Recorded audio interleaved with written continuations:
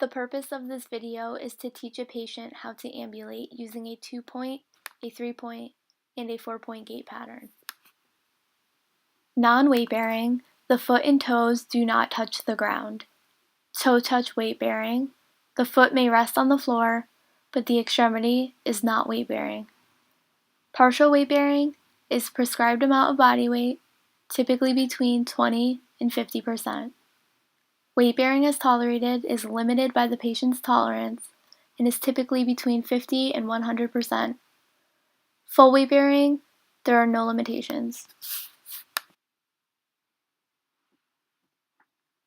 Patient instructions. Explain the process to the patient beforehand and answer any questions. Demonstrate the activity before the patient attempts it. Have the patient repeat the process back to you, and provide appropriate feedback regarding the quality of the performance. Common conditions warranting the use of an assisted device include pain, limited range of motion, decreased sensation, open wounds on weight-bearing surfaces, decreased muscle strength and endurance, impaired motor control, impaired balance, and fear of falling.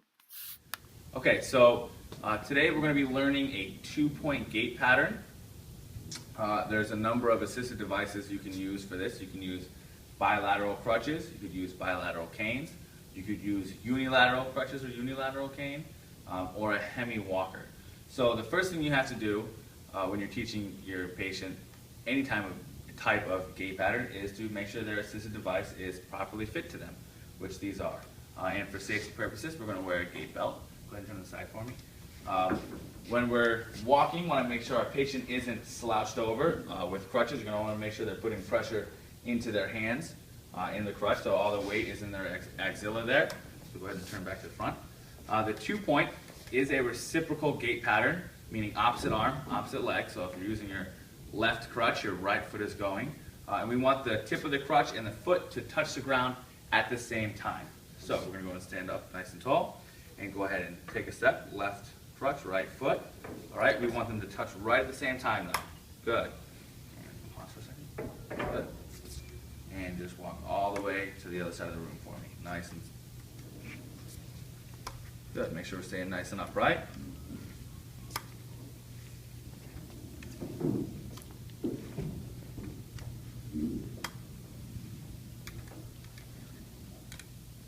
All right, so now we're going to review a 3-point gait pattern. There's a couple variations to this.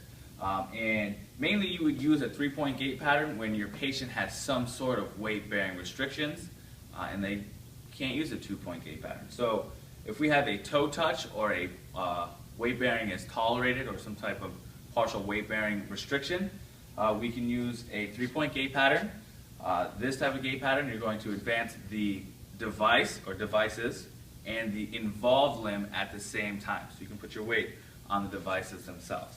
And then you're going to advance the opposite limb, either to or through, depending on the stability of the patient. So first we'll go over the step 2 pattern. So my patient here is going to stand up nice and tall. She's going to advance both of her crutches and her involved side at the same time. And then step 2, her other foot, matching it up. And then advance the crutches and the foot at the same time. And step 2. And go ahead and just walk your way across the room.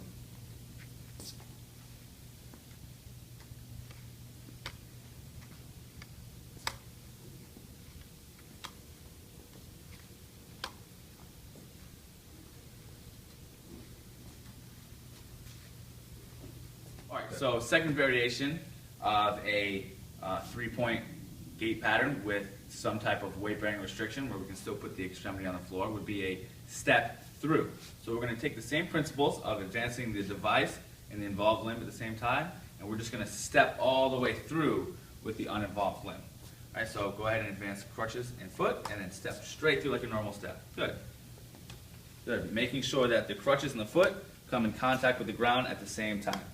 Alright, variation number 3 of the 3-point gait pattern. We have a non-weight bearing limb and our patient isn't comfortable going past the crutches. So what we're going to do is we're going to take our crutches, put them both out in front at the same time, and then swing to the crutches. Just like that, alright? Crutches, uninvolved limb. So the final variation of the 3-point gait pattern is going to be a swing through. Just like the step through, we're going to advance our uninvolved limb past the crutches. This is going to allow the patient to travel a little bit more quickly, but requires some more strength and stability from the patient. So go ahead and advance the crutches, swing past them. And finally, we have the 4-point gait pattern. This has been known as a deliberate 2-point gait pattern. The principles of it are the same. It's going to be a reciprocal gait pattern, but it provides even more stability than a 2-point because we're going to advance one assisted device and then the contralateral limb and then the other assisted device and the contralateral. So go ahead and move one crutch out and then the other foot and then one crutch and then the other foot right through. Good. Don't look at the ground. Look right where you're going. Stand up nice and tall for me. Good. And make sure you're keeping pressure through your hands.